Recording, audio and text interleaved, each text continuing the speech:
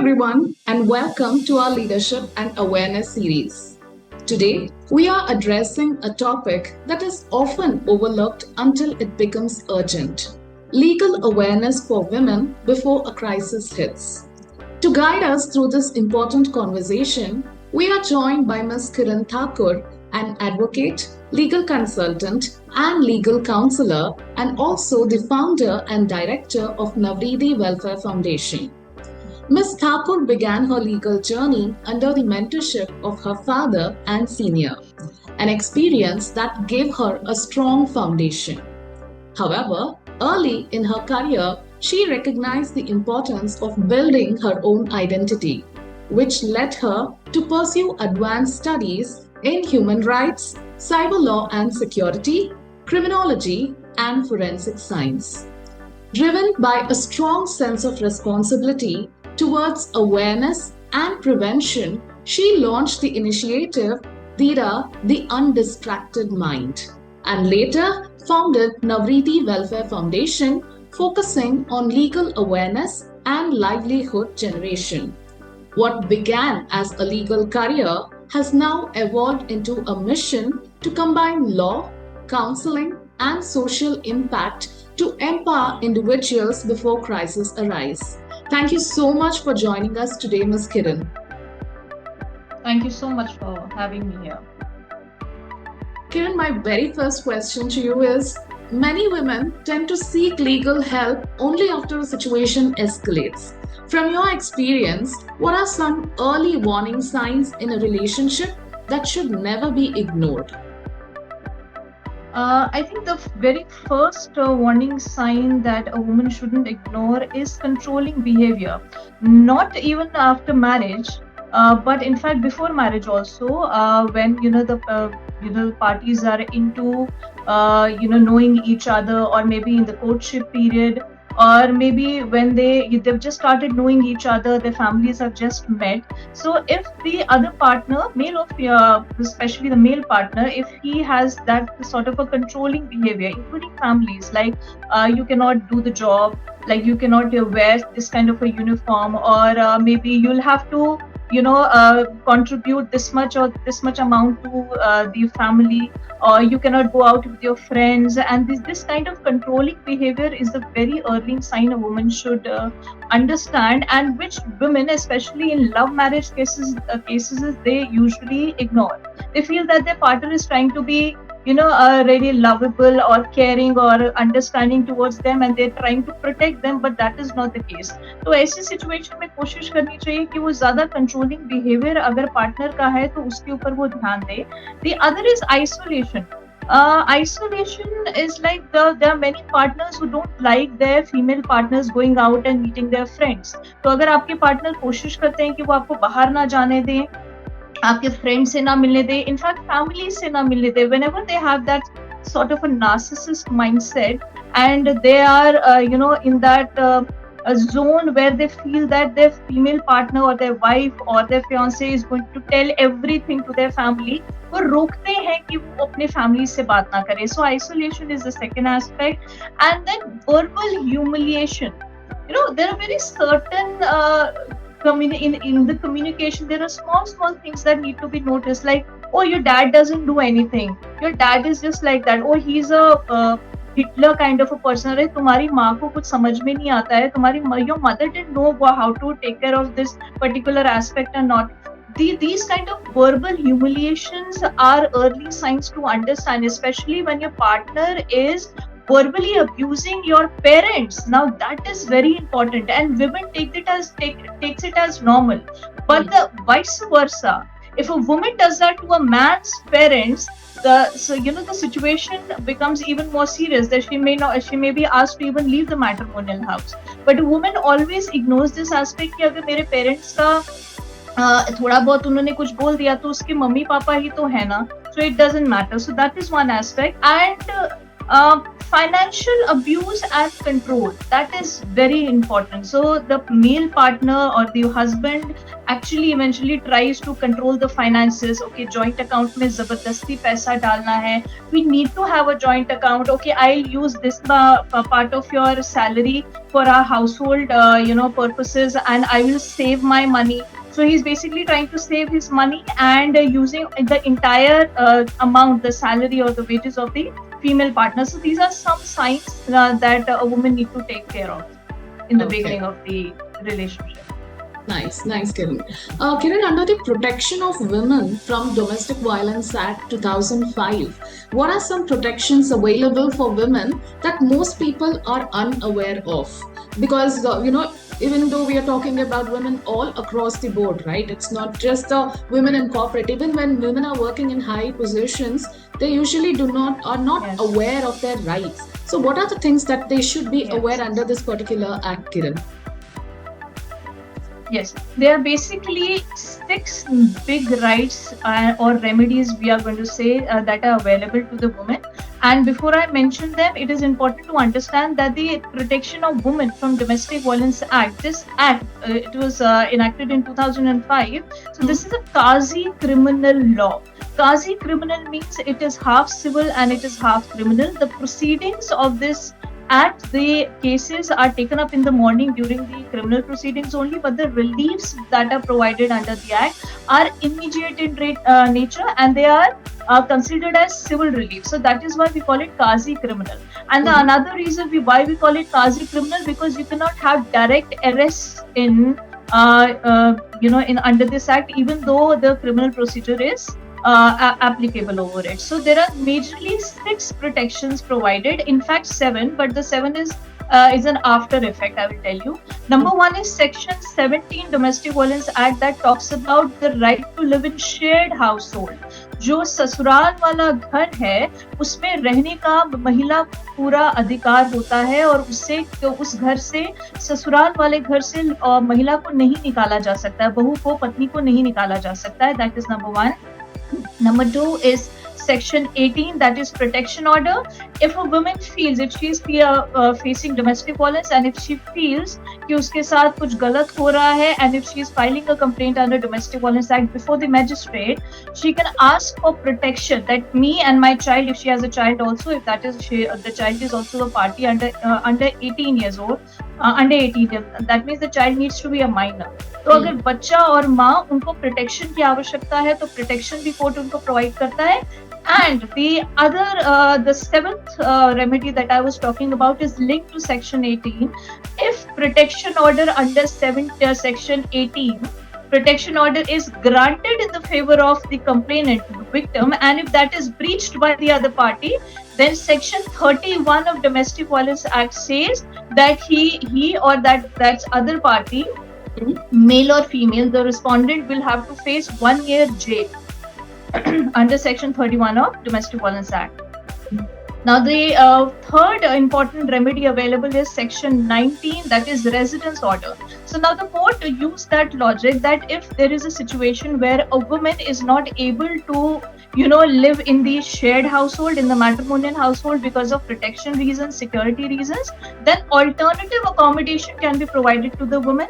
Now that's the third one. Now the fourth is monetary reliefs.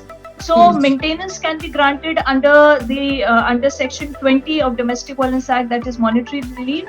Any damage to the property that has been made, assets or property of the woman, that can be recovered. Medical expenses can be recovered, and any loss of earnings of the woman, like many families, they actually take away the wages, the salaries, and they misuse the salary and the income of the woman, that can be recovered. So that this is Section 20. Then the fifth one is Section 21, that is custody orders. If the child of the woman has been taken away by the matrimonial house, by the husband or in-laws, she can claim the temporary custody of the child under Section 21, and the visitation rights can be given to the father and the in-laws. And finally, Section 22, compensation order. So for all the trauma and the mental harassment and physical harassment she has gone through, she can claim for compensation. So these are basically 6 to 7 major reliefs that are granted under the Protection of Women from Domestic Violence Act. Very nice, Kiran. I mean, it's like most of us know there is a law, but then we are not aware that we have so many, benefits or laws supporting us. This is very important for all of us to know. And Kiran, let's talk about the hesitation which is within most of us, right? Even when a woman senses that there's something wrong, but most of us will not be ready to file a complaint yet. In such cases, what safe and strategic steps can a woman take to protect herself in advance? Number one, I believe that she should make sure that she preserves all the evidence. Maybe she has just gone through physical violence, for example, and she has some injuries on her body. It is important that she takes the images of that all the of the injuries, photographs really, and she preserves that evidence. Maybe she is not in a position that to file a complaint, or maybe she thinks that in Indian mentality we usually come across like abhi sudhar jayega, sab kuch theek ho jayega. It's not easy to file complaints and apply for divorce or get into serious legal action. So she may think that okay, abhi ho sakta hai, I can just improve on the relationship. Number one, she should make sure that the evidence is secure, because once the injuries heal, so she may not have any evidence.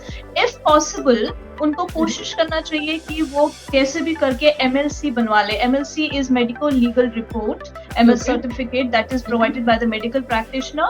She should go there, get herself examined, and a report is prepared, and she should always keep that with her, because even domestic violence is an issue where there is no limitation. Basically, there is no time limitation, because even the courts, even the legislators, the intellectuals were aware of the fact that a woman may not be filing cases or reporting to the police in domestic violence, because they expect that things will change. So in that case, so she can have that evidence with her, so that she can use it later on. Number one, preserving evidence. Second, let me interrupt you here a little. So the MLC that you're talking about, so if a woman is facing a domestic violence, can they just go to a medical practitioner and say that I need this? Will they give it without intervention of any legal assistance or from the cops? Do they give it just like that? Yes, of course. Okay. Yes.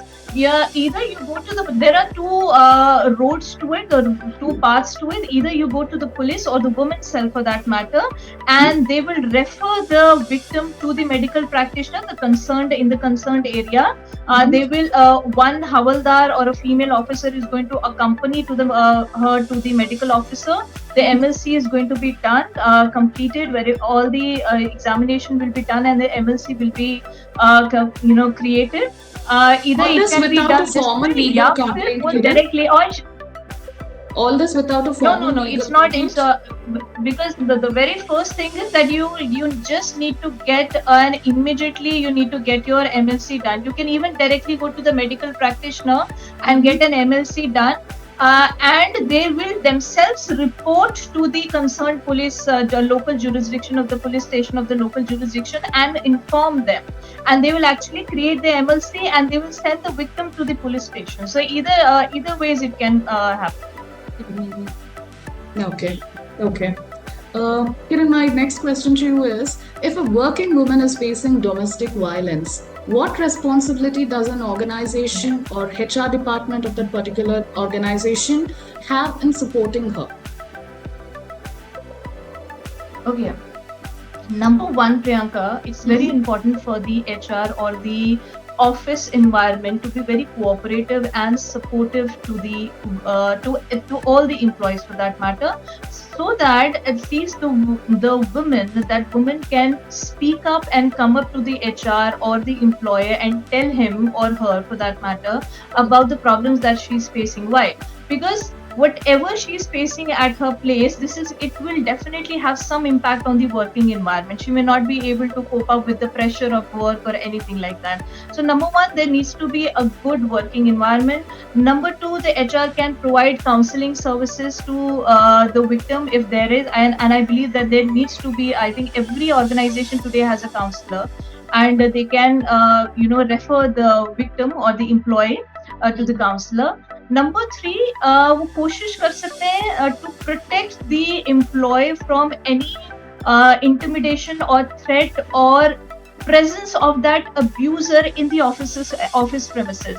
अगर तो वो abuser उनका जो husband है for that matter, or the in-laws or anybody for that matter, it can be even the parent side, if they try to enter the premises, office premises, they can be restrained from doing that. Security can be, you can ask the security to actually not let that person inside the office. This can be done.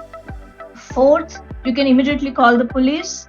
Fifth, they can even be the witness. If they volunteer, they can be a witness in the court proceedings. If the protection order we just talked about, that if protection orders are passed in favor of a woman and the other side tries to breach it, and if they enter the office premises and tries to create a nuisance, in that case, the employer can be the witness to that particular incident and appear in the court. That can be done.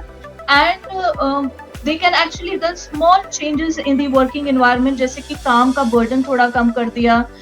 They can provide leaves, and they can actually shift the workload to some other employee. So these are certain things, certain contributions that an HR or the employee can make to the employer's lifestyle to improve her mental state of mind.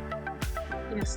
Kiran, for women living independently in cities, what kind of basic legal safeguards should they ensure are in place?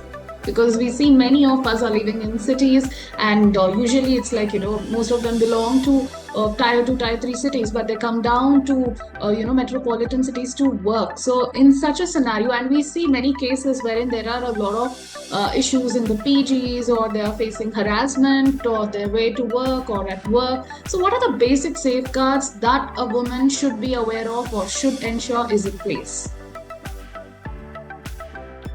The basic safeguards are that a woman should be, should have all the emergency contact numbers like 100, 112, 181. I must tell you that 181 is a helpline, women's helpline number that many women are not aware about. Like we all know the Nirbhaya rape case that happened. So in 2015, the Ministry of Women and Child Development actually launched two schemes. One was 181, that is Women Helpline, and the other is One Stop Center, which is also called Sakhi Center, which many women in this country are not aware about. And I'm actually promoting One Stop Center at my best through social media and everywhere. So number one, you need to have all the emergency contact numbers, and 181 is the best remedy. You just call 181 like you are you are on the road, you just feel that somebody is following you, or you feel there's an emergency, or the landlord is trying to enter your house, or you've just not paid the rent, you're not in a position to pay the rent, and they're trying to threaten you. Just call 181 and they will actually, it will connect to the women helpline, and the women helpline itself connects to the One Stop Center. So in emergency situations, they can even rescue the victim. Mm-hmm. And Sakhi centers, the center administrator, like there are all female officers in that offices. So the head of the one-stop center is called the center administrator. So this one-stop center scheme is a beach ka rasta, you can call. It's a solution where you if you don't feel like going to the police directly and to the court, you can just simply visit this office and they're going to take care of everything. They're going to provide you counseling, medical aid, any emergency help, security, everything. So this is one aspect. You can approach the one-stop center and 181. Besides that, I think you should always keep all your documents safe, your rental documents, your identities, especially your birth certificate, because that is that is the basic legal document that we need to obtain many other certificates. You need to keep that in hand. All your finances, your bank, the documents related to the banks, your finances, that should be in place. And other security measures that she can take is be aware of social engineering. Like, do not provide any information about your personal life, about your work life to any random people like that. So that is called social engineering. Social engineering actually means that people try to obtain information through just talking generally and being trying to be friendly and all. One should be very aware of that this is in fact a cyber security aspect also, that you should never do that. Never give information to any random people like that. And of course the very small things, we know, a pepper spray and maybe the any other tool that helps to protect us. So all these things can help us, any woman living in a city. Yes, Kiran, all of us must be aware. And though we know at times that, these are the things that we have to keep in place, but then still we tend to ignore. But, like the topic of today's session, that, before the crisis hits, so it's good for us to be prepared. Now, Kiran, let's move ahead to the rapid fire round very quickly. So, my very first question to you is one legal right every working woman must know immediately. The POSH Act 2013, a right or to safe your working environment in every institution. Yes. One early red flag women tend to ignore in relationships. Controlling behavior Okay. of the partner. One legal myth that stops women from seeking help. Many women think that they need to have proof to before approaching the police or the court, but the reality is that they help in obtaining evidences. So you don't need evidences beforehand to approach the police or the court. Okay. One sentence of advice to women before crisis hits. Know about your laws before crisis hits, before you need them. In one word, what weakens a woman's legal position the most? Fear, delay, or lack of awareness? It's delay. जब delay होता है, a woman can be aware about her rights also, and she may be well equipped with that. But the problem that with women is that they keep thinking कि अभी सुधर जाएगा, अभी चीजें ठीक हो जाएगी, और जब डिले हो जाता है, the evidence may get tampered, the evidence, the injuries marks, they may fade, and there can be other, and the witnesses may not be in a position to remember the exact what the incident that happened. So delay की वजह से जो evidence है वो बहुत ज्यादा खराब हो जाता है, और जो justice seek करने में हमें दिक्कत हो जाती है. So delay is the main reason. Okay. One financial habit that legally empowers women the most. To have your own account and have control of your own finances. Don't depend for money on people. Absolutely. How is verbal abuse treated under the law? Verbal abuse is considered as an emotional abuse under the Protection of Women from Domestic Violence Act 2005, and it is also punishable under Bharatiya Nyay Sanhita, जिसको हम पहले IPC बोलते थे. Under Section 351 Bharatiya Nyay Sanhita, criminal intimidation, subsection 2 is punishable, and minimum 2 to 5 years of punishment can be can be given to the abuser for that if they are using very bad languages. Like, I just don't want to mention that, like, there is a gali called that starts from R. That all the abusive, very bad language that affects the woman's modesty. So that kind of verbal abuse can be punished under 351 Bharatiya Nyay Sanhita as well. How strong are digital messages and screenshots as legal evidence? Yes, they are very strong. They're very strong, provided they are preserved properly and they are well verified. So all the digital evidences need to be preserved, because, for example, the screenshots or the video recordings, they need to be well preserved in the phone. You need to have your original handset or the system, maybe laptop or the PC, well preserved, and there should not be any tampering. And when it is verified, properly verified, that there is no tampering, no edits have been made, and the timestamps are correct and everything, so it serves as a very good evidence to the court of law while leading evidence. From a legal perspective, how is AI generated content or online harassment against women being addressed today, Kiran? Today it is online harassment and AI generated crimes, for example, deep fakes and pornography and everything. They are taken care through Cyber IT Act 2000 and other cyber laws. And the Bharatiya Nyaya Sanhita is taking care of it, like obscenity, criminal intimidation, threats, obscenity, and and there are some other guidelines related to media as well, that social media as well, that take care of all these crimes related to AI. So it's basically the IT Act, the Bharatiya Nyaya Sanhita, the Criminal Procedure Codes, and the other social media guidelines and the regulations that are already in place. Nice. This has been incredibly insightful, Kiran. Thank you so much for sharing your perspective and helping us break down such important legal aspects in a very simple and practical way. Thank you so much for joining us, Kiran. Oh, thank you. Thank you. Thank you so much. Thank you so much for having me here.